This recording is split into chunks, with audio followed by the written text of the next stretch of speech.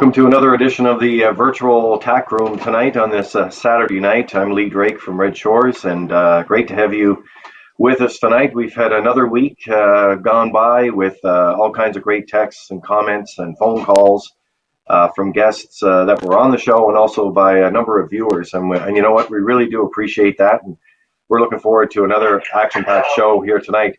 Now, we do have Earl Smith standing by here. We'll get to Earl in just a minute. But and we got him on phone tonight, and we have a couple of places that we're going to tell you about the virtual Tack Room and where you can find it. Now, first of all, tonight our sponsor is Atlantic Province's Harness Racing Commission. So thanks to Brett Remington and the entire team there, wanting to send along best wishes to everyone in the harness racing community, of course, as we do what we can to stay apart but also come together, and that's what this show is all about. Now, if you're on the Facebook feed, you can get that on the Universal Media Facebook page. And for those of you, as we found out this past week with all the great chats and comments that we've had, that some of you may not be on Facebook.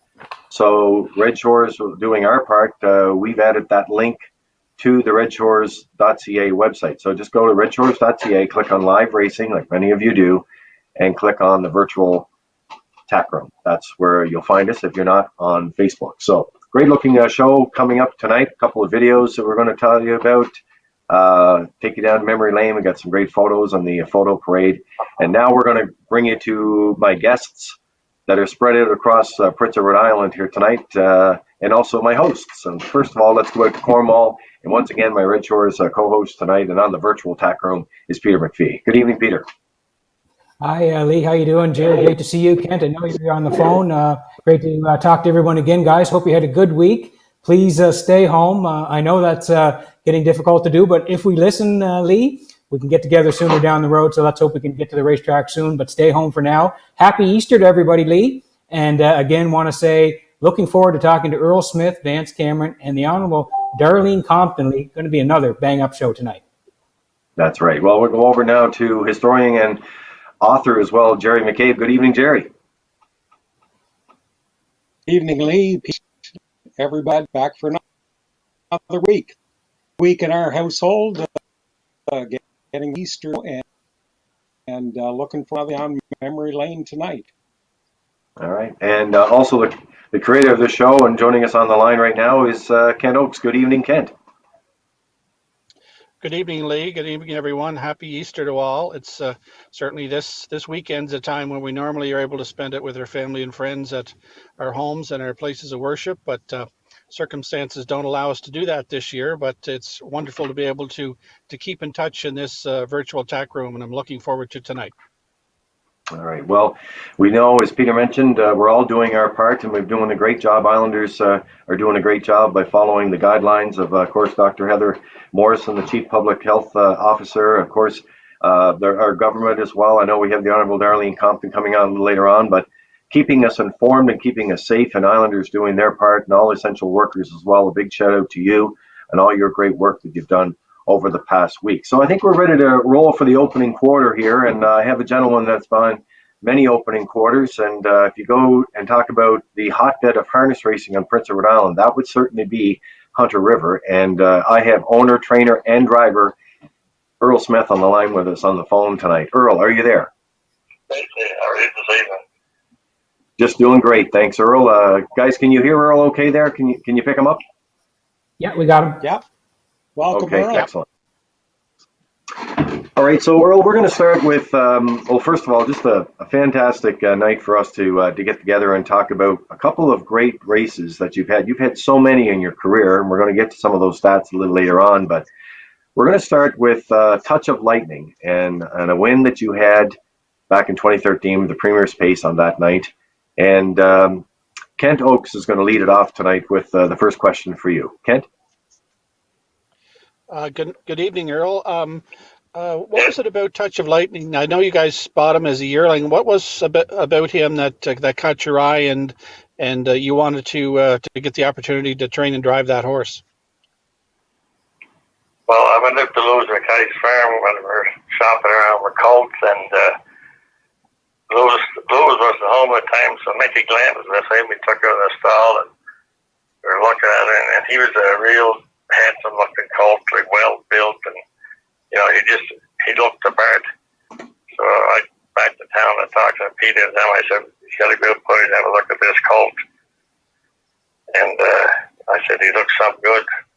So that I didn't go to the sale that night. Don Smith and Peter went over, and I said, boys, take him back, whatever he costs you. So they bought him. Oh, good. Jerry, I want to talk a little bit about, Earl, of course, picked him out, and they were able to get the price tag and get him back home to start this career. But just go over some of the stats that Touch of Lightning had. Well, he turned out to be a very good buy and quite a nice colt for that time. It only cost him $6, a relative bargain at the Truro sale back in 2010.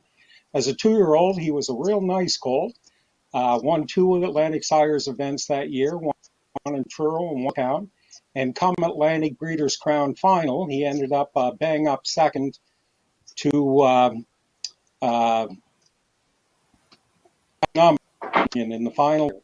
But as a 3-year-old, he really turned into something else. He won 10 of 19 starts as a sophomore. He equaled the Maritime record, 154 and 3 for 3-year-old colts, Maritime bred colts during Old Home Week that year. And he just demolished the Atlantic Breeders' Crown that fall, winning a tick slower, 154 and 4 over Junebug's Baby. As a 4-year-old, he stepped Maritime free-for-all ranks, not something that all the top colts can do, especially right off the bat. He won an elimination of the Cecil Ladner Memorial that year, finished 3rd in the Governor's Plate, and went on, we'll see a little bit later, to win the Premier's Pace Series that was raced that year. That year, it was introduced for the first time, 2 eliminations, one in Summerside, one in Charlottetown. He won 4 preliminary legs and then won the final in a career best 153. Came back and raced a little bit in the free-for-all circuit the next summer as well. And in 2015, he moved up to Ontario where he finished his racing career.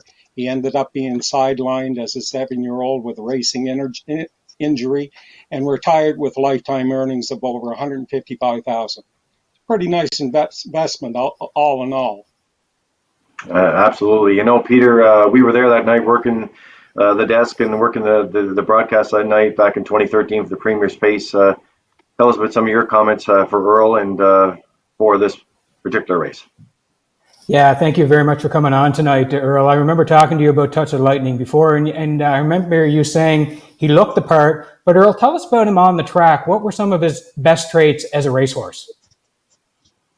Oh, he had tremendous gate speed. Like he could leave wicked, and sometimes he was a handful even too. We try to get under the gate, and a few nights he gave me nearly a runaway job, but he hit the good job leaving.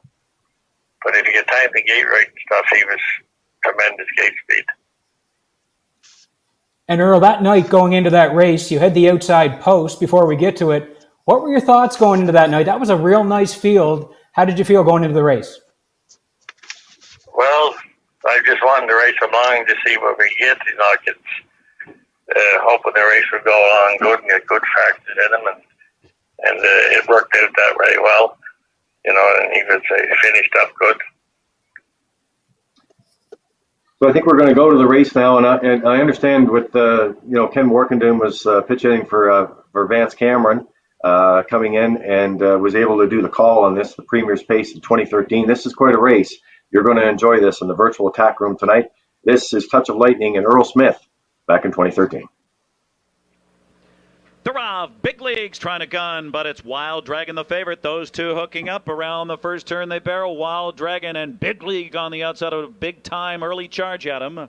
And Windermere Express got out sprinted. Third is gapping there. Off the turn, Balanchine got away in the 4th position, followed by Lucky Encounter. To the outside goes Touch of Lightning in the backstretch. The trailers SF Razzmatazz. And it's Burial with Wild Dragon, the favorite up front. Right on the helmet, bump drafting is Big League. It was fired up early as they passed the opening quarter and hit the far turn now. Windermere Express tracks along in 3rd. And from the inside, Balanchine is 4th. It was 26 and 4. 4 toward opening fraction. Lucky Encounter is 5th, moving off the turn. And then it's a Touch of Lightning as they bring them past the grandstand. SF Razzmatazz is the trailer. And Barrio's got him seated single file. And it's a wild pace here. Wild Dragon. Barrio grabbing in, looking for a breather. Big League tracking him intently from second. Windermere Express swings around the turn in third. To the outside goes Balanchine off a half of 55 seconds, a demanding pace. Touch of Lightning underway from the back, following Balanchine off the turn down the backstretch. Then Lucky Encounter and SF Razzmatazz losing touch. It's Wild Dragon trying to go coast to coast. Wild Dragon looks very confident here. On the inside, Big League. And on the outside, Balanchine is all out. 1:23 and 4. 28 and 4. Third quarter. Wild Dragon by 2. This Dragon's breathing fire. Big League on the inside second. Balanchine on the outside third as they turn home. And into the stretch, Wild Dragon by 2. Big League out of the pocket, coming at him. They're trying to swarm in. Wild Dragon's all out. Over the far outside, Touch of Lightning, swooping them late. Earl Smith, Touch of Lightning. Touch of Lightning up in time. Then Big League between them. Balanchine was right there in the photo. 1:53 flat for Touch of Lightning. Well, there you have it right there, Earl, and a nice photo shot there, too, of Touch of Lightning. But just talk a little more about that race. You were saying going into it, you didn't mind the fractions were going to roll. You thought the fractions were going to be hot. And boy, were they ever hot on that night. But it set up nice for you. Yes, it did set up. Just really worked out good. And, the front quarter was good and got him settled down good. The bunch got him settled down. He was relaxed and ready to go along this, and it worked out good. Now, I have to tell you, of all the years that I've seen you drive racehorses, you're a very capable man. And when you got to lean into one, I can tell you that this guy can really hook on. Is that the type of horse that he was? He had that much power? Oh, yeah. He took a nose to go. He was going. But if you could get him out a few steps without fighting him and get them relaxed down, he was pretty good then, eh? Well, that night, too, I know Peter set it up. You were leaving from the outside there, Earl, but was that part of your thinking going in that if these guys can roll it to the front end, you could pick up some of the pieces? Well, that was sort of my figure in the race. That was going to go that way. It'd be lots of front end speed. And it did so turn out that way. When you were tracking Balanchine, Earl, when you were tracking Balanchine up the backstretch, were you thinking this is setting up for me if we can get to the top turn and he can just fly home? Yeah, he was following along pretty easy there, and I figured he'd have a stretch finish in. I figured it'd be close. I weren't really counting the winner at that point, but I know it'd be close to them. You know, Earl, the ownership group, as you say, for Touch of Lightning, they've had a lot of nice horses over the years. What do you think that win meant to them? Oh, it meant a lot to them, and to win the Premier's Pace stuff, and the horse the way he ran on, you give them a lot of good trails. You give me a lot of good trails.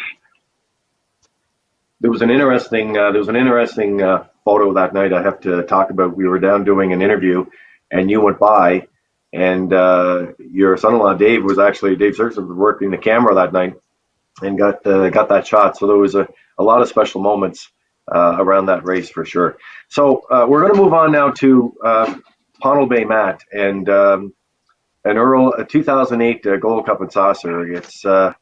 It's one of those races we will never forget. Obviously covering it that day, and it's had so many headlines since then. I'm going to ask Jerry just to set up a little bit about the 2008 Gold Cup and Saucer, and then we're going to get some of your comments. So Jerry, over to you. Thanks, Lee. Well, like you said, I think 2008 Gold Cup is one most people will never forget. Right off the bat, it was the first time we had to cancel and postpone the Gold Cup, scheduled for the Saturday night. An early evening downpour washed out the track, made racing impossible. It was rescheduled to the Sunday afternoon, and boy, what a race it turned out to be. We'll just go back over how things went in the trials. That year we had a couple of invaders come in as usual. Carl Jameson was back with Banner Yankee, the 2006 winner. He was back for the third time. On his way down, he won the McCain Memorial in Woodstock and then captured the first Gold Cup trial. The second invader was a horse coming back home. Country Estate was bred in PEI by Wade Waugh. And at the time he was racing in Flamborough for trainer John Louis Arsenault. He came home with Paul Spook McKenzie in the bike, and in the Monday evening Gold Cup trial, he set the maritime record, winning in 1:52 and 4, the fastest mile ever by a maritime bred. That mile we saw just a moment ago from Touch of Lightning was just a tick off that mile. And also in that second Gold Cup trial that year, we had a dead heat for fourth. We had Mighty and Strong out of the Ronnie Matheson stable, and St. Pete Star dead heated for fourth. So they decided we're going to have a 9-horse field in the Gold Cup that year. So Sunday afternoon, we've got a 9-horse field lined up. Lots of maritime flavor among the drivers. We had the favorite that year turned out to be the horse that drew the rail and didn't win either trial. Mocket Paid, owned by Isaac Waxman out of Ontario. He shipped down J.R. Font. They left on the rail. They were the betting favorites. Some of the other key contenders, Banner Yankee, drew the 9-hole in the back tier. And on the far outside were Mary Matt Hanover, owned by Island Connections, trained by Ronnie Matheson as well. And outside of him, Earl and Pownell Bay Matt for Ian Smith. He had finished a bang-up second to Banner Yankee in the first trial and had been a really nice stakes horse down in the States. And bettors kind of overlooked him after he drew the 8-hole. He was the second longest shot on the board that day. Mm-hmm. Earl, could you, just before I turn it over to Ken Oakes, I wanted to ask you, Earl, the decision to bring Pownell Bay Matt here and how Clarkie Smith played a role, and could you give us a little background on the decision to take the horse here and how that all unfolded? Well, the horse came home to Clarkie's. He was turned out for a while. He had an injury, and he done his time, the rest and stuff. And Clarkie started training him back, and then he was coming along good, training him down. He started to get him down good, and then Clarkie gets sick then, so they turned the horse over to me, and then we finished off the training on him, and then we raced him a few times, and I mean, he was a real class horse. Like, he was a class horse, and but a lot of the injuries he had, but I mean, he overcome a lot of them and come back. Kent, you had a question for Earl around this race. Yeah, and I guess, Earl, I got a call from Gary McDonald today, and we were chatting about a lot of different things. And Gary said, looking back, he said, Earl was a great driver in all races, but he was particularly tough in stake races. And Gary said, the only time I ever remember beating Earl Smith in a stake race was the time I got to drive one of his. What was it about your approach to stake races and big money races that made you so successful? Well, I was fortunate enough to get a lot of nice young horses, and it just went on. I don't know. We just had good luck with them, especially one time with fillies. I used to buy a lot of fillies, and we had good luck with fillies. But as the old saying goes, these horses are born; they're not made. So you just have to manage them after that. Right. Yeah. Yeah. So, Peter, I remember that night very well. I remember the night because we were involved leaving from Harness Racing PEI. The downpour came, and we were on our way over there. We knew right then, I know Jeremy Pierce was the GM there, and Earl was chair of the Industry Association at that time as well. So there were a lot of decisions that were being made quickly. But your memories about 2008 as we were going into that night, and then, of course, the following next day. Well, my memories, Lee, are with Mike Smith, Earl's son, sitting in the top of the park doing the broadcast. Mike was working with us at the time, and Mike had picked Earl for third. And I remember Mike saying he took a little bit of heat for that, Lee, because Earl was on the outside and had to get a trip, and we all know what happened. But I remember Mike saying that I think he might have a shot if he gets a trip, and he did. So, Earl, I'm interested in your thoughts going into that race, leaving from the outside. What kind of a trip did you envision for Pownell Bay Matt that day? Well, when you get the 8-hole, third division, any trip, just more or less disappointment in the 8-hole. But I looked the race over and stuff and the program, and I just figured I'm not going to take no holes.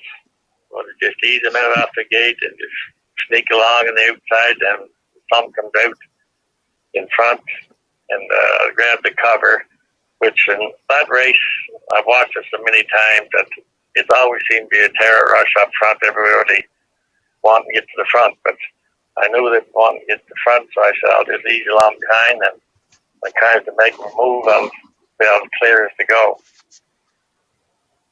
And Earl, I know you were tracking mighty and strong up the backstretch there. When you tipped him, how much horse did you feel you had left? Did you feel you had a great shot at winning the race at that point? Well, I know a lot of horse. Had a lot of horse. When we get the half, that and I just eased them up, and then the half, I spoke to them, step up and fill the hole in front of me, and they did it pretty easy. And I was still sitting them up the backside. And Carol then sort of hooked forks for a second there, so I seen that, so I said, I'm going to make my move now. So that's when I pulled 3 wide and come with them. You know, I have to say that we were in Cape Breton just recently for a banquet. Vance Cameron, Peter McPhee, and I in Ket Oaks, and there's still that saying you said, Earl, when you pulled 3 high there, you could hear them all cheering on the top turn there. A lot of them from Cape Breton.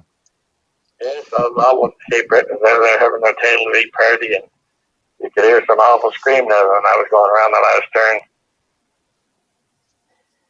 Earl, at the top of the stretch and coming home, in your mind, thinking that you might win this thing, tell us the feeling hitting the wire first.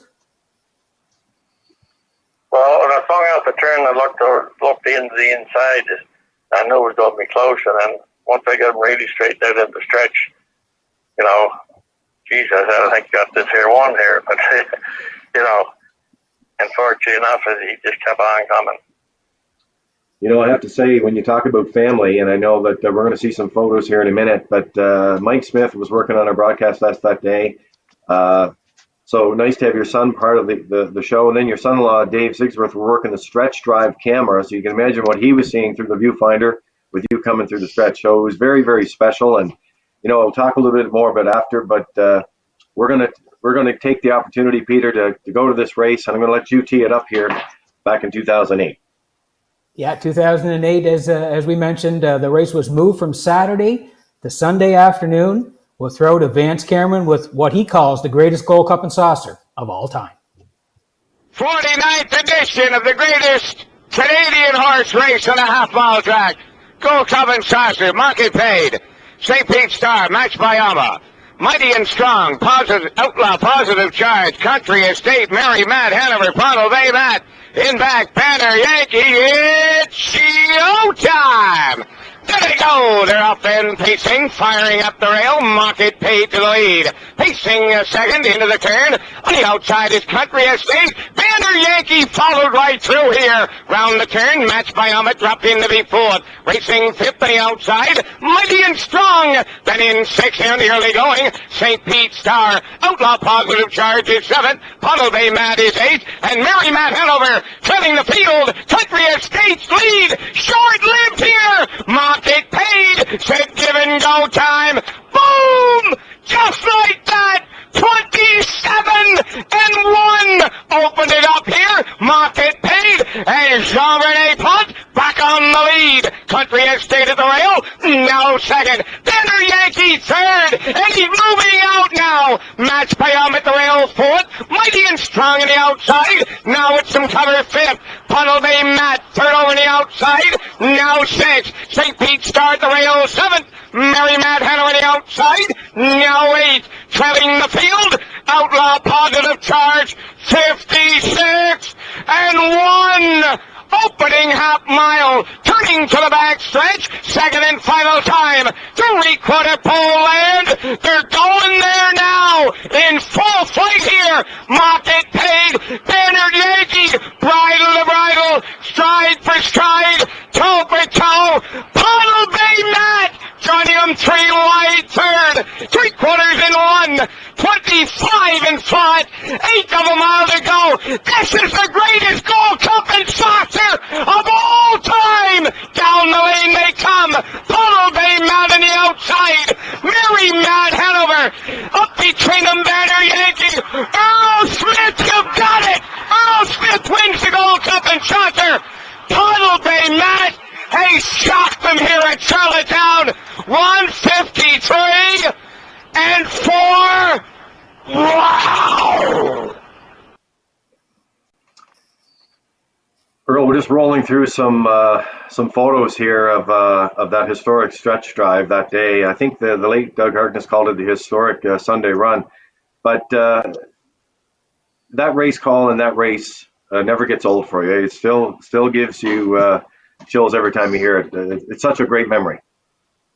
Yes, it is. It's a great feeling across the wire, and it's too bad everybody in the horse game couldn't win it or involved the horse winning it for it's quite a feat.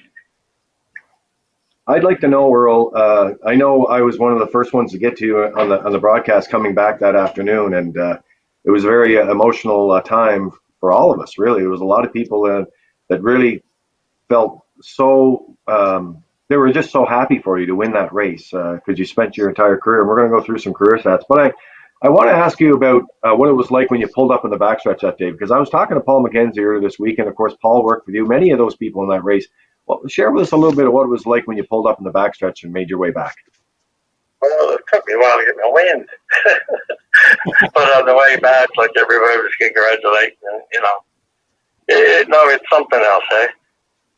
I guess it's called like winning the Stanley Cup or any other big league game, and just enjoy the moment.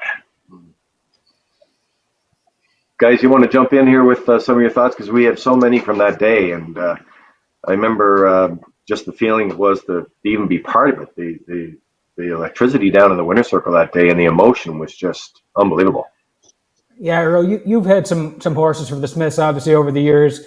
Winning the race, but not only for you, but for the Smiths, it must have been extra special as well. Oh, yes, it was special. Like, my whole family was there. My mother and my father and my own kids and wife, and my brother Roger was home out west, and his family. Like, it all planned out pretty good. We were just looking through some of these photos here. Of course, you get Ryan Perreault, a young Ryan Perreault there, and Lenny Myers in this shot, along with young Bo Ford. So back in 2008, and that day, and then of course Lacey McLaughlin. I think we have a picture of her coming up here. She was the Gold Cup ambassador on that day, and it's just that moment, getting back in the winner's circle and picking up those trophies. It was amazing. I'm going to roll through a couple of stats here, Earl. I know that Mike and Jenna's daughter, your granddaughter Dawson, did a Heritage Fair project just recently on Poppy, and of course they're very proud of you, and all the grandchildren, of course, watching tonight for sure. But take a listen to some of these stats, because Jerry, you have an interesting stat to finish off here. But 2,679 wins, 2,287 seconds, 2,127 thirds, and a career UDRS of 314. That is just absolutely amazing. And Jerry, you have a stat here that I know Mike was talking to you about when we were chatting here that is really quite remarkable. That's right. Helping Dawson a little bit with her Heritage Fair project. Wonderful job she put together on Earl's career. Lots of great material, of course, to work with. We discovered that Earl had won a race in 7 separate decades, beginning with his first Garth's Best back in 1969 and winning again in January of 2020. 7 decades. I remember hearing that the legendary Delvin Miller had accomplished that feat, a rare one for any athlete. Certainly not many have ever got to such a plateau. So congratulations on that, Earl. Thank you.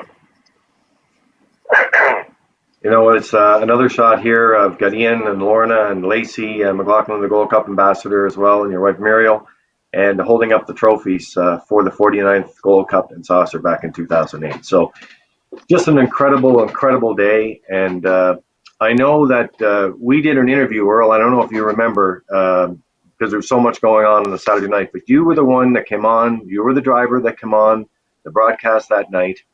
And I remember your words. I asked you about, we're going to make the call here to move it to Sunday afternoon. And you said, look, it's the best thing to do because the safety of the horses and the animal and the drivers is the only thing we can do.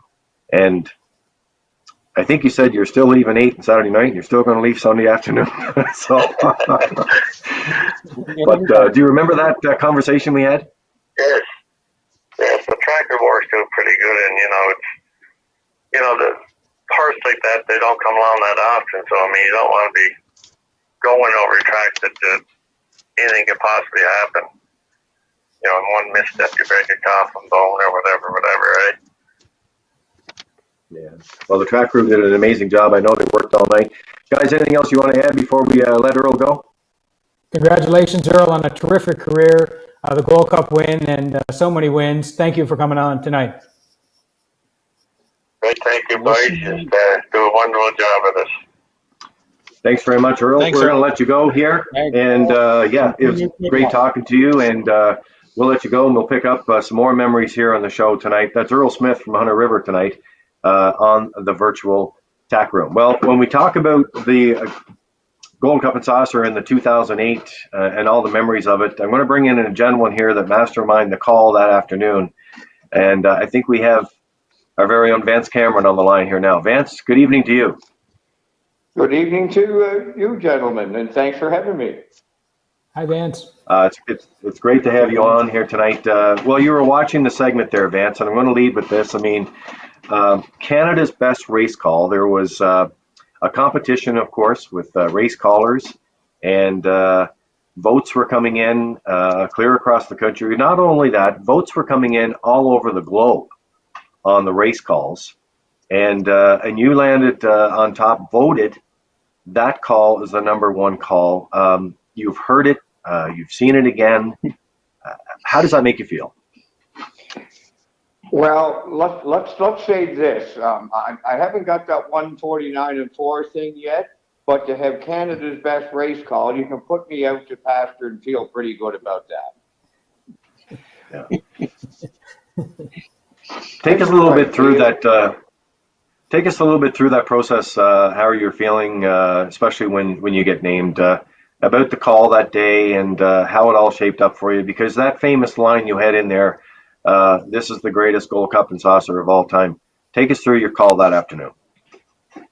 Well, Lee, I never go back and I listen to the races too often. Maybe go back that night and replay the Cup and Saucer or the plate race.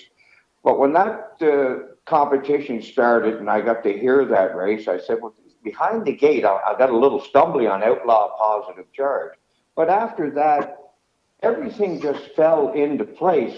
I mean, you're going to get the boom call every time in the Cup and Saucer somewhere along the line. And then you get them over to the half and you've got them like 4 in and 5 out or whatever. And then going to the 5/8, you see Earl Smith is third over, and he looks all kinds of boards. And then they're going up the backside, and then you get that bridle to bridle, toe to toe. I mean, that added in. And I really thought when they rounded the turn and they hit the 7/8, I mean, when you can see all 9 horses in the one shot, does it get any better than that? And it's not something that I plan anytime. But the race to me at that time, and the horses were so close, I mean, I had to come up with the greatest Gold Cup and Saucer of all time, even if we didn't have all the pageantry going into it, because we were there in the afternoon. And then to see Earl Smith coming hard on the end of it, and I've been an Earl Smith fan for a long time, and I'll tell you how long. I can go back to a horse called Dudley's Ace racing the winter here in Summerside, and I wasn't very old. But Earl Smith would come up here and he'd race him, and he'd race the top class with him, and that's a long time ago. And to see a guy that would sit there at Charlottetown on the backside, been part of the race many a time, but never won it. And everybody that ever grew up in island horse racing wants to win the Gold Cup and Saucer.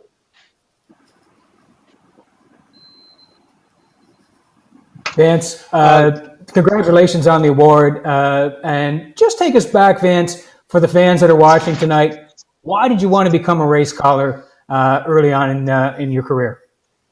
2 words: Ed Waters.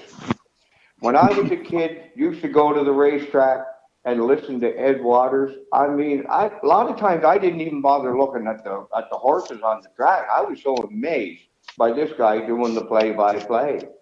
Got to meet Ed Waters. Got to call a race along Ed Waters' side there in Summerside.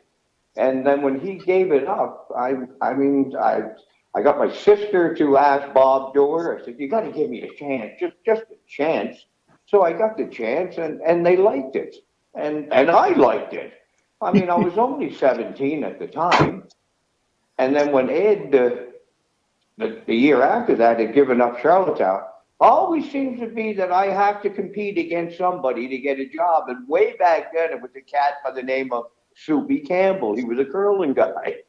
Mm-hmm. So anyway, we did our races, and finally back then it was Duck and Mel Jenkins and Doug Hill. They owned the track, so they hired me on for a couple of years anyway, and the career just blossomed up a little bit after that.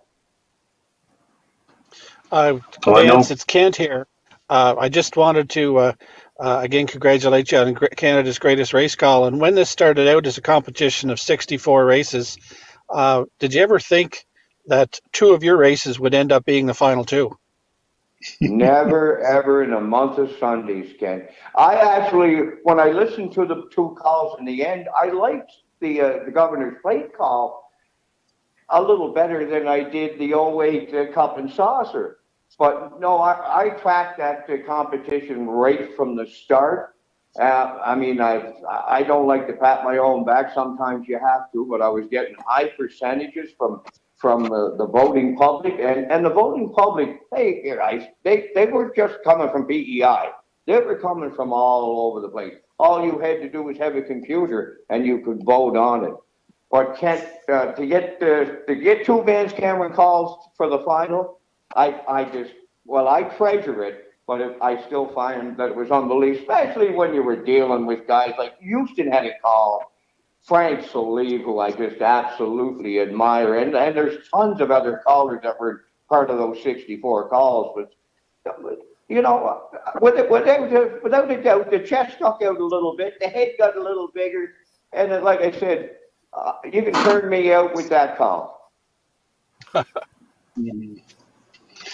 Good stuff, Vance. Do you ever get a little nerved up over those big races? The Gold Cup, the Governor's Plate, of course, the pageantry and everything that goes with it. Everybody's excited. Big crowd. Does it turn it up a notch for you as well? Oh, every time, Jerry. Every time. Look, I got fortunate there that we, in January, to get into the 6th consecutive decade. But listen, it doesn't matter how old you get. Come Cup and Saucer night or Governor's Plate night, sure, the butterflies are there. You just hope that everything plays in a roll and goes, tic-tac-toe. But of course, even at my age, I cannot lie to you guys, I get a little nervous when when the lights go out or when the post parade starts. When the bugle goes and I say they're off, there's no more butterflies. Just let it unfold and hope I can describe it to the best of my abilities. I think Scott McLean from UMI Sports, I think he does have a picture that we presented you with a photo of Canada's best race call. I think Scott has that photo. There it is. There was a photo that we wanted to get in on and went to work on surprising you. And it's hard to surprise you sometimes, but but that's a nice photo there, and I'm sure you have the hardware at home. You were presented that night from Red Shores with Adam Walsh and stuff were there, and also from the PCHC. So I'm sure you have that hardware well placed. Well, we're taping this in my man cave here in Summerside, and as you look behind me there, we've got all kinds of pictures, and of course, you boys just got you made the famous ball here now, so yeah, and I look at it on a regular basis, and it's something I'll never forget. I'll just cherish it for the rest of my life. Excellent. Well, we're going to move you to the next segment here.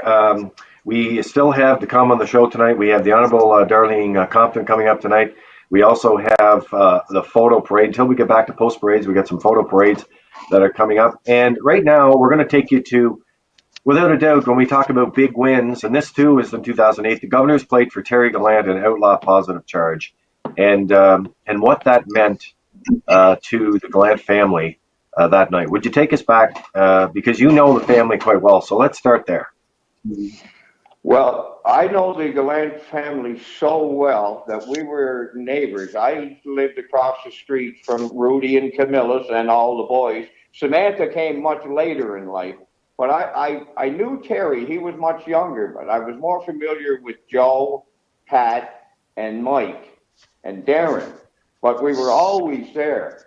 And then Terry, when I was in Ontario, he trucked on down to London and raced some horses. And he had a horse a lot of years ago. He sit up on him one night, and he goes a quarter and 27 in a piece over London, which is a big quarter back then. And I remember watching Terry's mom, Rudy, in front of the grandstand and looking down at her, and it was going to be Terry's first plate, I guess, and then we would lose Rudy shortly after that. And what a fantastic woman. You couldn't find a better lady. And the whole Governor's Plate of that week was just the anticipation of outlaw positive charge. Now, he was some horse guys back then. I remember sitting down and taking some stats on this horse just for money. And he made 130 grand of maritime money racing the invitations. I'm telling you, that's just quite a feat that probably never going to be touched. So Terry being the friend and the Governor's Plate itself and bringing Terry's mom in, the only scenario could be for Terry to win. It would be a matter of by how many and how fast.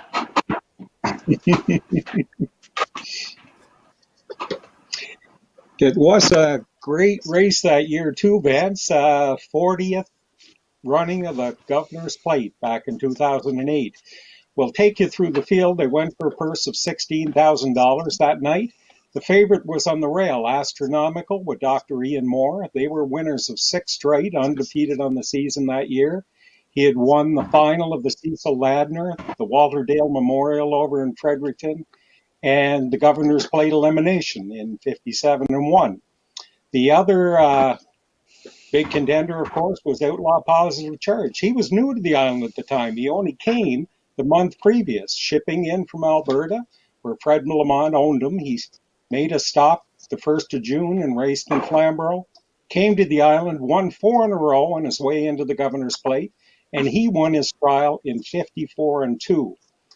And so it looked like a battle of those two. There were some other nice horses in that race as well. Mighty and Strong, one of the starters in the Gold Cup, left from 2 with Jill's Burial. Force or Finesse for Phil Pinckney. He was the top horse the previous year in the Atlantic Sire Stake. Hench Guillet, a real good front runner for Darren Crow and owner David McDonald from Halifax. Outlaw Positive Charge had the 5-hole. Lakota Hall and Walter Chibéry were in the 6-hole. St. Pete Star, another Gold Cup starter for Danny Romo and Paul Gray.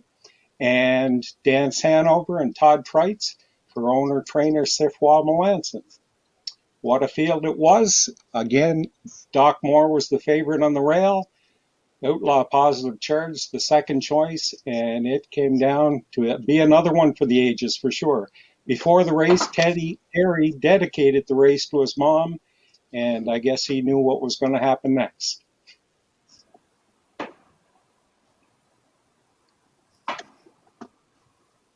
That's right. And Vance, you mentioned how good the horse was. He won this race in 2008, but he came right back and won the following year as well. Well, he was absolutely, I'll tell you, you got to give Terry Gallant a lot of credit on his horsemanship ability. Now, this horse showed as a $4,000 claimer out in Edmonton. So Lamont ships him to the island. Terry Gallant gets him, and almost like bingo. He's the best thing on the East Coast, and it just wasn't going to happen for 3 or 4 races. It happened for 3 or 4 years. Like, this horse was just incredible. And you have to give Terry Gallant a lot of credit for getting everything out of this horse that he possibly could. And when he come to the racetrack, he was the star of the show at that point, for those few years. He was just something. Like, every racetrack wanted him to come, and every racing fan wanted to go and watch him race, watch him win. So he was an incredible story. And before we go to the have race, to give a thumbs up to Terry. Absolutely. Kent, before we go to the race, is there anything you'd like to add before we show the race? No, I think the race speaks for itself. It was, as Vance said, it was the start of a terrific run for Outlaw Positive Charge and Terry, and a great owner in Fred Lamont. And it really, as Vance said, Terry did a great job managing this horse, because he kept him in top form for a long, long time. And this was one of the best free for all horses we probably ever had on the East Coast. Well, here it is, the 2008 Governor's Plate, called by Vance Cameron. Let's watch it now. Showtime. There they go, they're off and pacing. Henschke is firing to the front. Astronomical towards the rail. Dan Chandler, mighty and strong. Astronomical's on the run. He's off stride around the turn they go. And also Mighty and Strong is on the run. Foreshore Finesse is off stride. They go to the backside, racing to the quarter pole. Henschke is the leader. Dan Chandler now second. Outlaw Positive Charge driving into third. Fourth at the rail, Mighty and Strong. Now St. Pete Star fifth. Lakota Hall sixth. Then Astronomical is seventh. And Foreshore Finesse trailing the field. Never ever have they been strung out like this in the Governor's Plate. Boom! Just like that, they fired out 27-4. Open it up here. Henschke all alone on the lead. Dan Chandler second. Outlaw Positive Charge third. Back in the fourth, Mighty and Strong. St. Pete Star fifth. Into the turn six. That's Lakota Hall. Astronomical seventh. Foreshore Finesse trailing the field. 55-2. Better than track record time here. Henschke the leader. Outlaw Positive Charge coming right to him now. Third up the rail, Dan Chandler. Mighty and Strong fourth. St. Pete Star fifth by 3/4. They were there with Henschke the leader in 1:24.3. Track record could be here. On the outside, Outlaw Positive Charge, now the leader, pacing from third. On the outside, Mighty and Strong, Terry Gallant, you have won the Governor's Plate. That's a dream trip here. Henschke is second, finishing third. Mighty and Strong, 1:55.1. Outlaw Positive Charge and Terry Gallant on the line. Well, Vance, one word that sticks out to me when he finished and crossed under the wire there, you said a dream trip, because really dreams do come true, I think is what you said later with that trip. But you can feel and you could hear the cheering when he was coming through the stretch there. Just an unforgettable stretch drive for Terry Gallant and his entire family. Well, tell you the truth, Lee, I forgot about all that action that went on up front. It was hard to believe that somebody didn't go down in the early going here. And if you see when they come off the turn, where either Crow gets out a little or Terry gets down a little bit, but they have to check his horse on the outside, or I think he goes just a wee bit more. But it's almost like a television show could be, because he was his dream forever to win the Governor's Plate. And when he did get there, and, he was very much appreciated, too, for winning that race with that horse. As you see him sit up and pat him up a little bit on the tail after the race. And, I'm sure there were more tears flowing in Summerside at the racetrack that night. And there were tears of happiness, because I know that there was a lot of people riding right along with Terry and Outlaw Positive Charge that night. And Vance, you as well. That had to mean something special to you growing up with Terry, as you talked about earlier on, just to see him hit the wire first and win that race? Well, you're always hoping for your buddies to do good, and when it comes to Summerside, and you're a horse guy, I mean it's Governor's Plate or nothing. And he said that for years. I remember him telling me that in Ontario that I want to win the Governor's Plate, and he come home, and you could never doubt Terry Gallant's horsemanship skills, and he displayed it on many times. And without a positive charge, that's just one large story all in its own.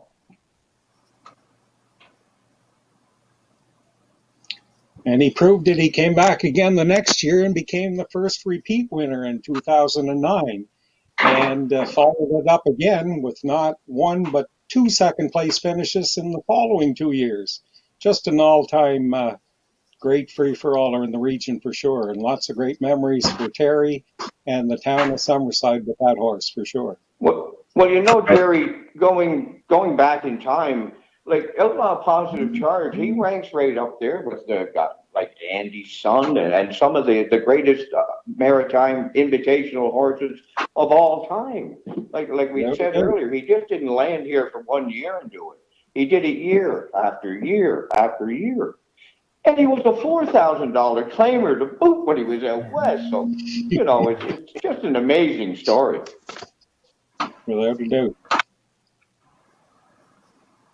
Okay, well, I know Samantha Gallant has done some great work with Harness the Hope, and it's such a great tie-in as well with all the great work that's been happening with the Gallant family, and that special win back in 2008. And then years later, she's involved with something that's raising money for cancer. So it really is such a wonderful story, and they continue to do great work with Harness the Hope that started last year, and that'll be delayed a little bit this year, but it'll be back, and she's doing a tremendous job, her and her committee. And that race, I'm sure Terry winning that night, she will never forget as well. All right, we're going to move on to one final segment here, and I know you mentioned it a little earlier. Jerry's going to set up the race here, but I'm going to just bring you back to something I didn't know. I knew that you had a big, Ed Waters had a big influence on you, Vance, but I remember back in the 50th when we gathered some of the race callers together again, and I brought them up to the booth unannounced and walked in, and what a great chat that you guys had that day. Tell us a little bit about that conversation and what it was like to have him in the booth with you then. Well, it's for an announcer for myself, and he was my idol. He was my role model, and what a super individual Ed Waters is as a person. And when he comes through the door that night, I remember just he put his hand up on the wall, and we started to chat and talked about this and that, and a little about his career and a little about my career. And I'll never forget what he said to me. He said, "Vance, you know what?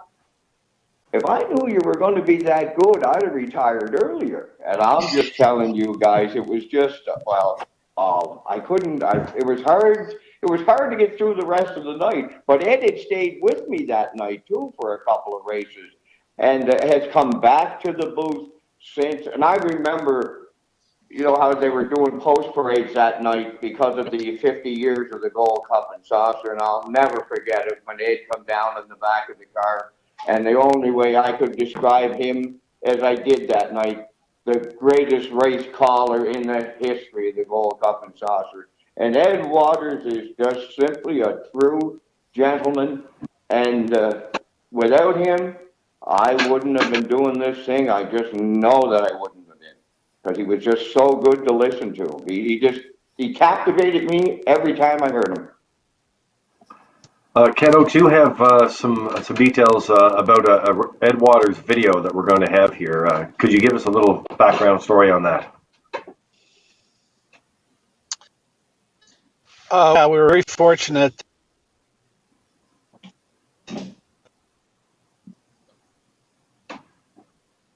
Are you there, Ken? May have lost Ken. All right, so Jerry, you want to tee up the video we have here, because this is a great video that we have of Ed Waters. It is.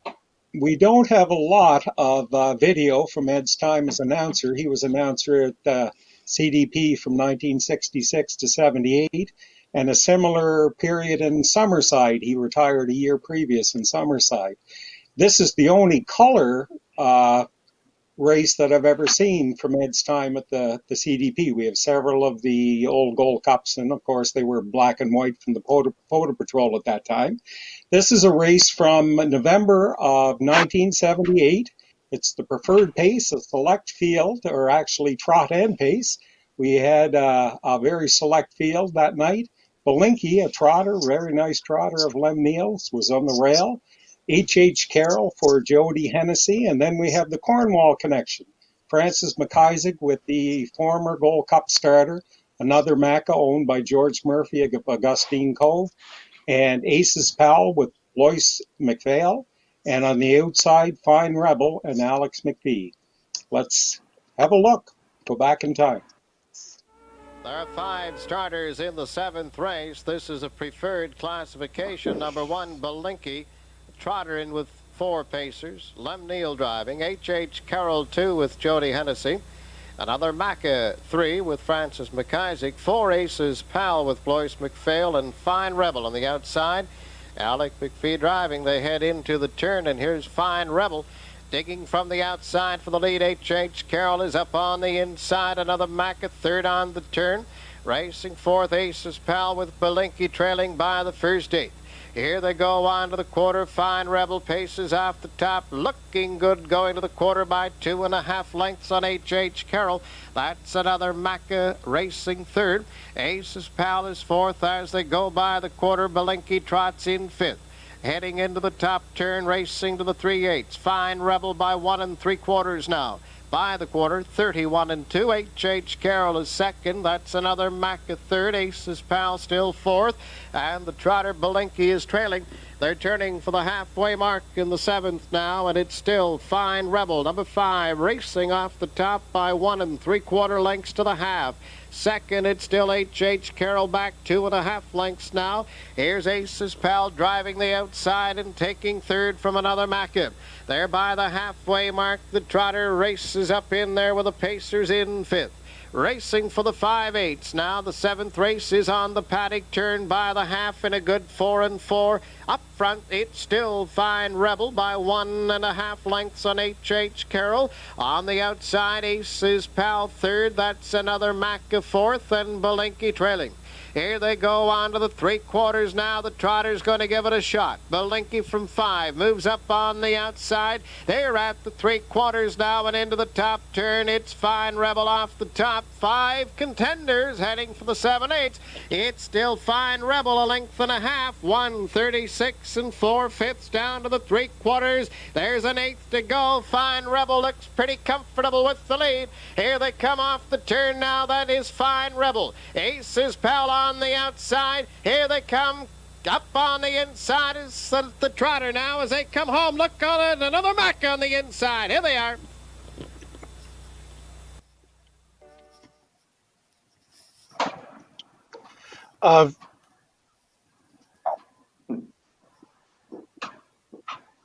Yeah, go ahead, Kent. Vance, it's wonderful to hear the Vance call or hear Ed call that race and to see some of the individuals bring back some great memories. What were some of the attributes that Ed Waters had as a race announcer that you tried to like?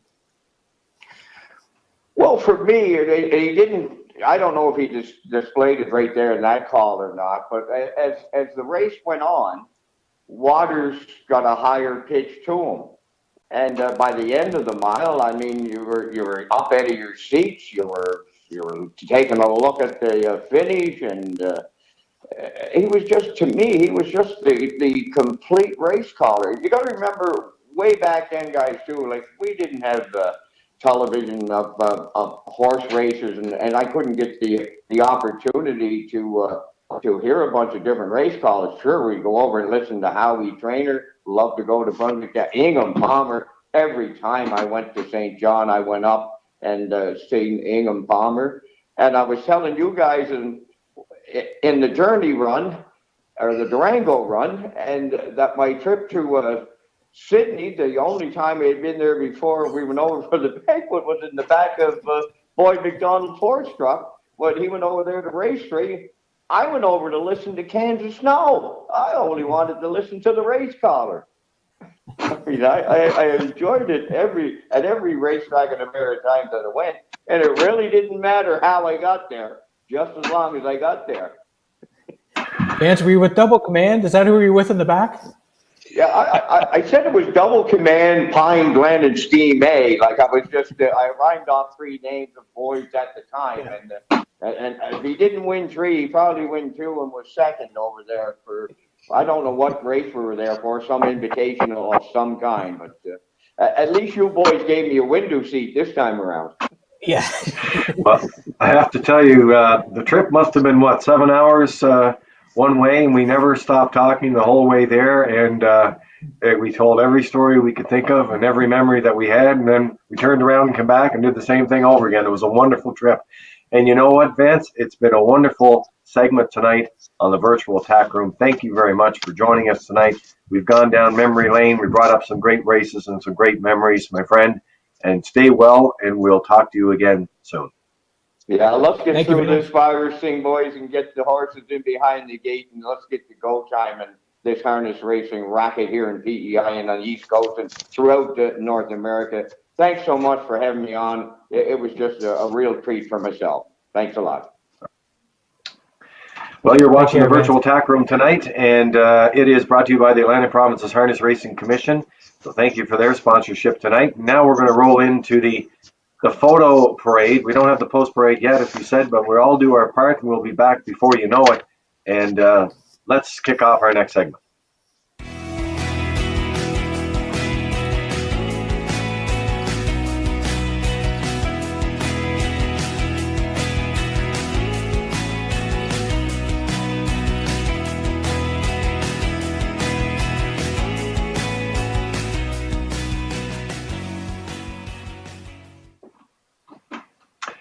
Well, as I've said before, guys, and you know this is one of my favorite sections. I just love to see some of the photos that were coming in, and love to see an opportunity to talk about some of these great photos and some of the people in them and the horses, and of course from over the years. So our photo parade is on the air, and we're going to get ready to go to our first photo in the parade.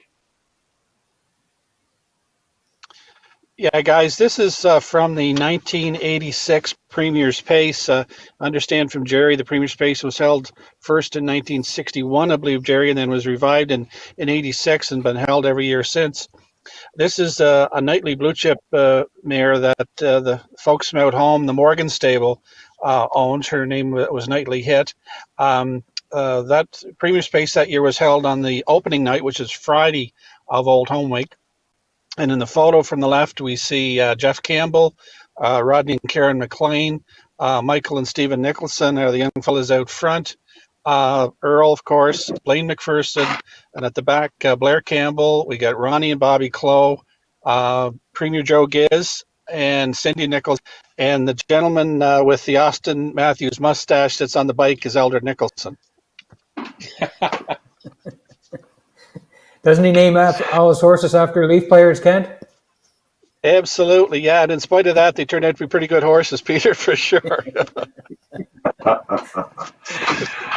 Yeah, you know, that's a great photo there, and so many great people in that photo as well. Let's go back to 86, as you said, Ken, with Nightly Hit. I remember that horse. I remember that group as well. They did a lot of traveling over the years, too. They had a lot of fun on the road. We talked about our road trip, but they had a lot of fun on road trips, too. They certainly did, and they're a great group of folks. And you know, a lot of them have maintained their connections into the horse business. You know, 3+ decades later, and they kept Nightly Hit as a broodmare. Blair Campbell did, and she had a nice overnight racehorse called Hit the Ticket for the late Joe McRae, and he was a really nice horse for Joe, if we recall. Mm-hmm. All right, well, we're going to go with the next photo here tonight, and this is a driving championship here, Jerry, and you know, I was talking to Paul McKenzie earlier this week. Now, our goal here is to get Paul on a future show, and it was just so nice to have Earl Smith on earlier tonight because he worked with Earl for many years, but we've, over the last couple of shows, we've shown some pictures of driving championships, and it's a great opportunity to go through the list of so many of the talented drivers over the years. Take us through this one. Sure is. This was from 1983, Lee. The Maritime Driving Championship originated in 1973 in Sackville Downs. They used to have the leading driver from each track for the year meet the next year and have a drivers' championship and crown a champion. Olin sponsored it in the early years, and up until 1981, it was held exclusively at Sackville Downs. After that, Olin's dropped the sponsorship. In 81, 82, 83, and that time, they ended up having team challenges where the top four drivers from each track would meet, and then they'd end up having a final. This particular photo shows the top four drivers from Sackville at that time. You'll see them on the left of the photo. Paul McKenzie, Dave Pinckney, Gary McDonald, and Phil Pinckney. They were the four representatives for Sackville Downs that year. This particular night in the mud, they were racing off against their Truro counterparts. We see Emmons McKay and Bernard Pooker McCollum, Carl Jameson, and Henry Smallwood. At the final, which was held in November that year, it turned out to be the CDP drivers, which were represented by Earl Smith, Alex McPhee, Bill Hicken, and can't remember the fourth one. Joe Smallwood was actually there. And Paul McKenzie, Charlottetown native, who was racing in Sackville at the time, he captured the 1983 Maritime Driving Championship. On that night, they had four races. There you see him receiving the trophy from the sponsor, Bill Acorn. It was actually the EF Acorn Memorial Trophy. And Wilma McClure, it was Wilma who gave me this photo, the former hostess at the top of the park. She was over there as part of the presentation to Spook. He had 28 of 32 possible points in the individual championship that year. Team Sackville ended up winning the team event over Charlottetown and took home all the silverware, but everybody had a great time, I'm sure.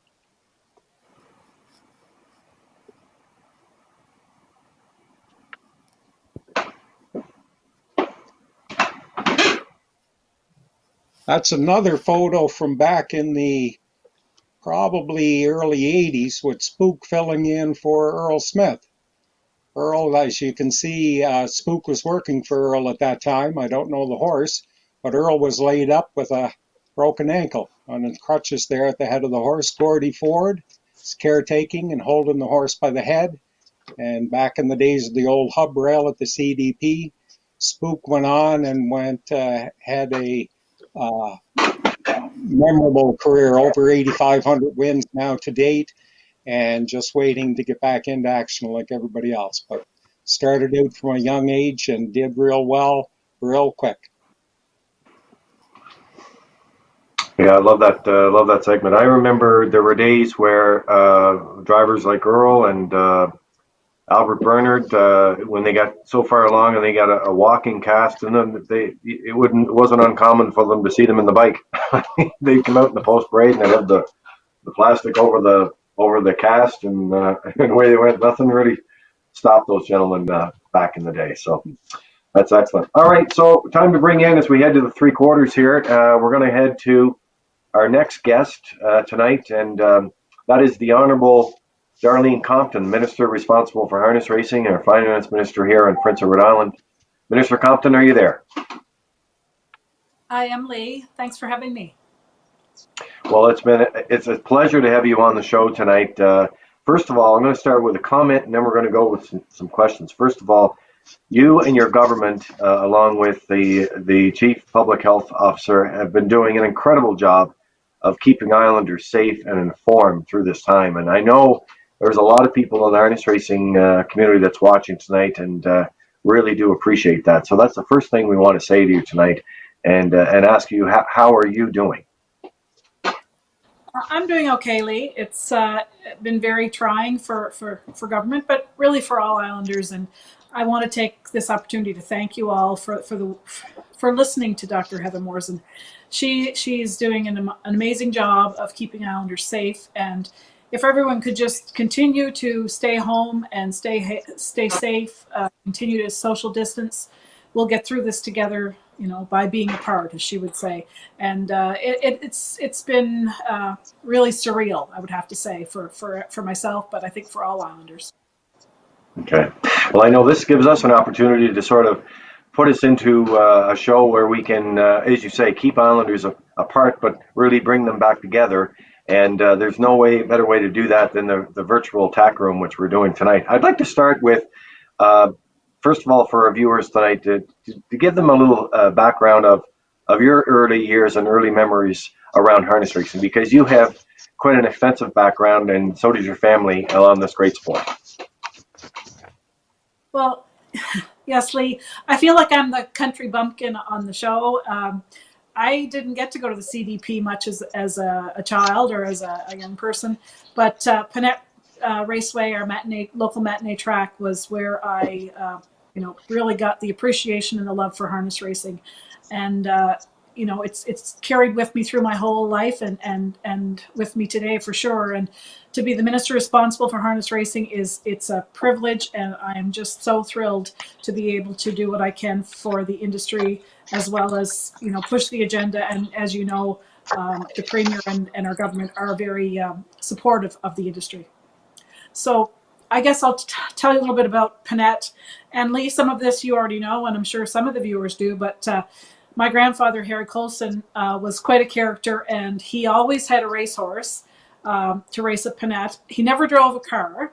So on Saturdays, the races used to always be on Saturday afternoon, he'd hook up the horse and buggy and go down to the track, and we'd all go to the track and unhitch the horse and buggy and put him in the paddock stall there and get someone to race him. And then when the race was over, cool him down, and we'd go back home in the horse and buggy. So those are my earliest memories of being a Panette with all the characters that were there, William McRae and Gussie Ross, and just the McDonalds from Orwell and the Whites from Wood Islands, who still involved for sure. Just a lot of good memories, and it was an exciting way to spend a Saturday afternoon for a young girl in the country, and for all my friends too. I mean, it was kind of a hangout. Minister, it's Kent here. Panette Raceway has certainly been operating successfully for several decades. It's been a wonderful training ground for a lot of people and horses over the stalls are usually full, and the volunteers, they stage as many race cards each year as the horse population allows. What do you feel is the special connection between the community and the raceway that makes it work?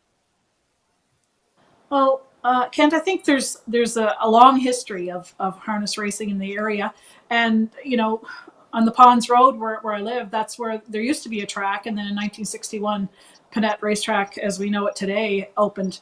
So I think we had so many mixed farms around. There were a lot of people that had a racehorse. It was kind of a hobby that they had to, something exciting to do besides having mixed farm, was to have a racehorse and just go to Panette and have that bit of bragging rights, I guess, to race and to maybe win the race.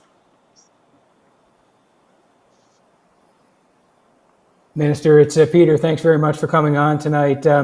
You had selected a race a little bit earlier on, talking about Mark Campbell winning the 2013 Gold Cup and Saucer with Escape the News. We're going to show that race, but just would like to know why that race is special to you. Well, it's one of the races that came to mind. I mean, Mark he had such a fantastic Old Home Week that year. And, to top it off with winning the Gold Cup, I remember, I think, Escape the News at the 3/4, he really turned it on and was able to win. And I remember that, being so proud for Mark and what he's accomplished, and, that he was able to experience a lot of his racing down at Panette too. And, to break the track record and to do it, Gold Cup and Saucer, it was really exciting. We're going to go to the race now, and we'll watch the race, and Minister, we'll get your comments after we see this race, the 2013 Gold Cup and Saucer, Escape the News. Cup and Saucer 54 lining up on the gate.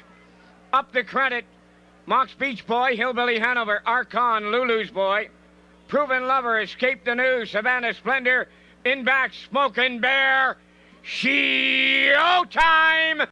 They're up and pacing in Cup and Saucer 54. Archon leaving out. In at the rail, Mox Beach Boy.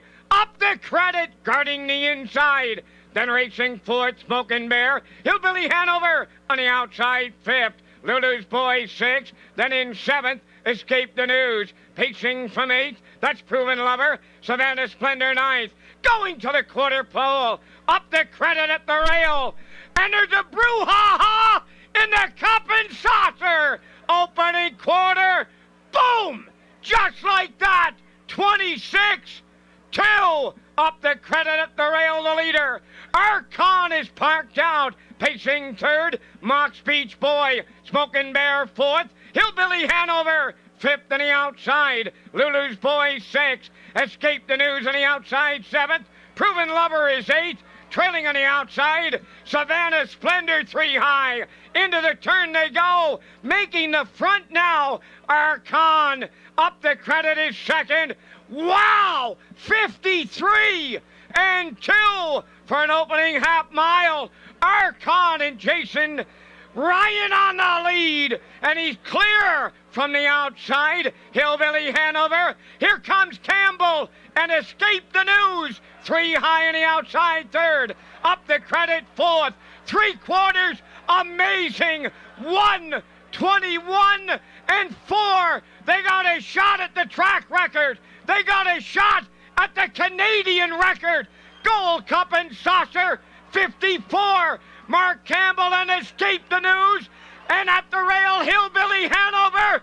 Mark Campbell has won the Gold Cup and Saucer. Escape the News, a driving quadruple. Hillbilly Hanover is second. Archon is third. 1:50.4. That's a new track record for the Charlottetown Driving Park. And that is Mark Campbell's biggest lifetime win. Escape the News and Cup and Saucer 54.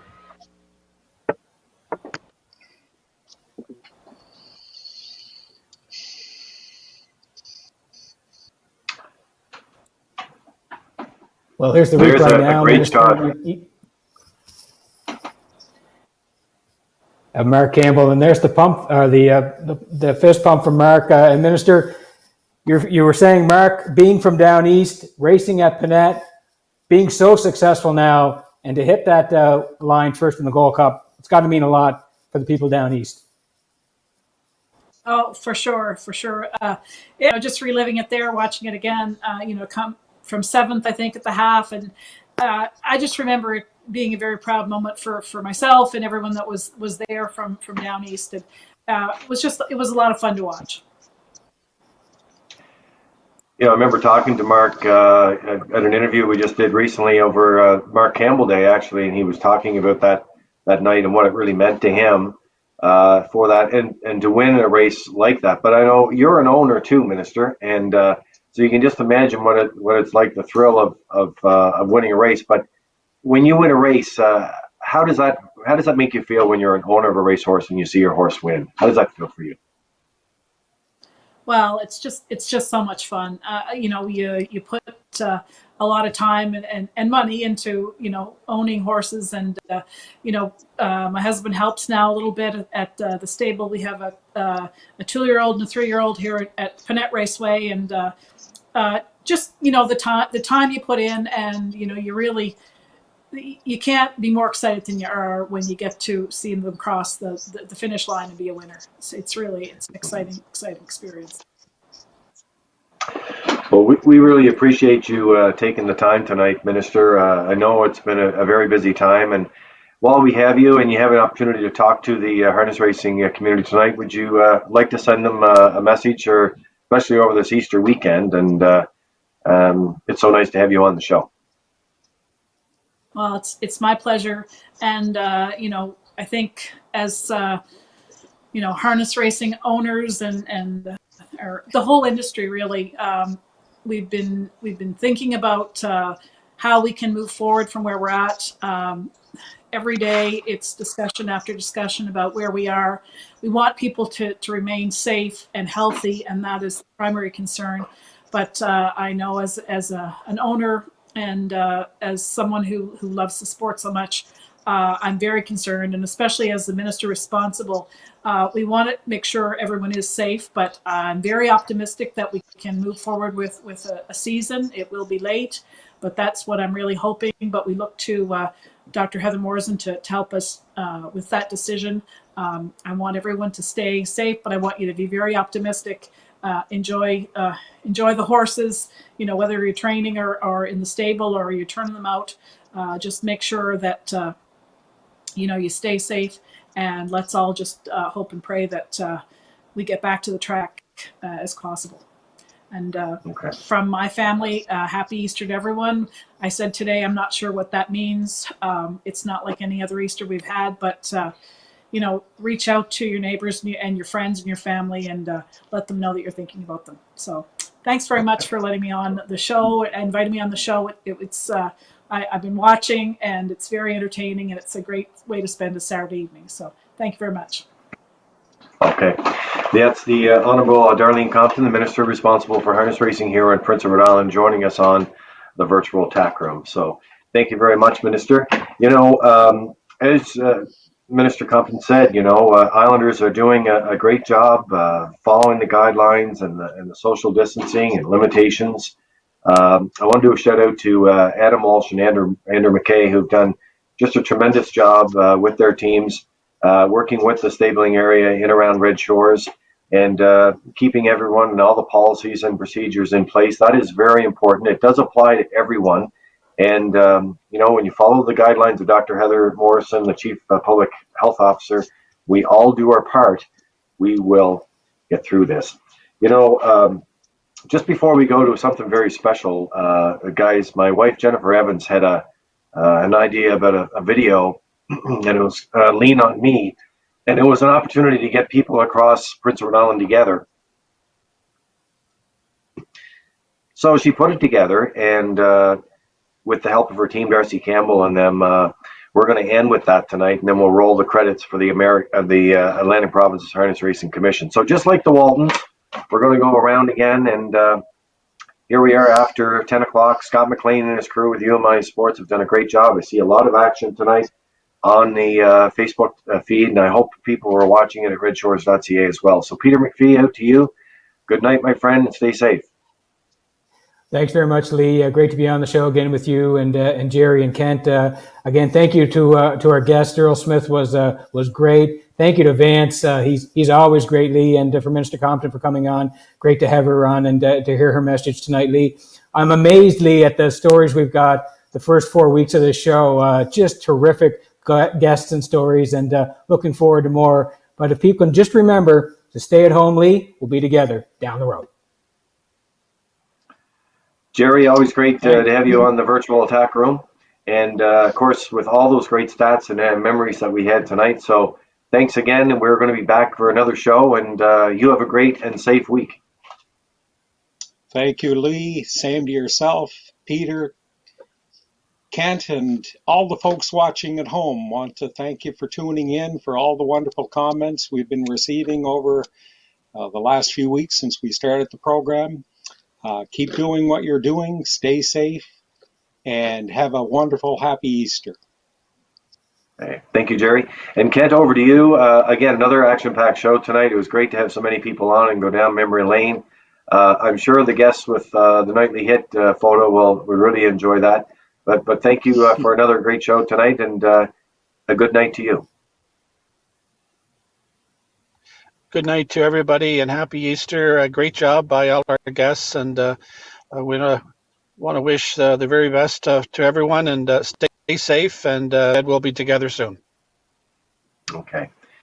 So that's it for the virtual Tack Room this week. Again, we have a special segment to leave you with tonight, and it really comes down to taking the opportunity.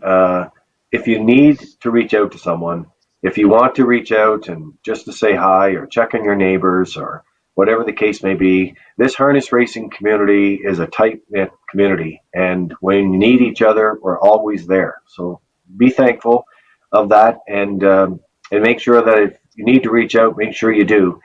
And this, I think, will put it in a better context for you. This is a special video that was created. Here's Lean on Me on the virtual Tack Room. Hey everyone, these are strange times, but as Islanders, we are strong, we are resilient, we are survivors. Right now, PEI just needs a little good news to share. PEI needs to connect with friends and family. Needs a little guidance to get through. PEI needs a breath of fresh air. We all need a little time with our family and love.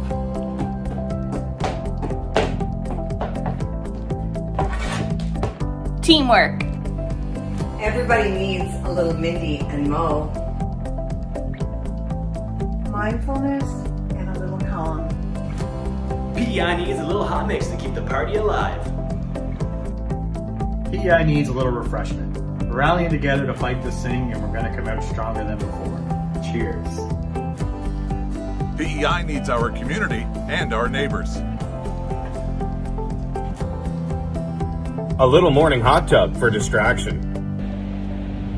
Right now, PEI needs Dance!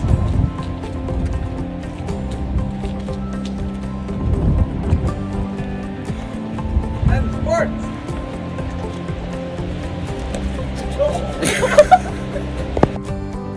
PEI needs a little laughter and a little music for the soul.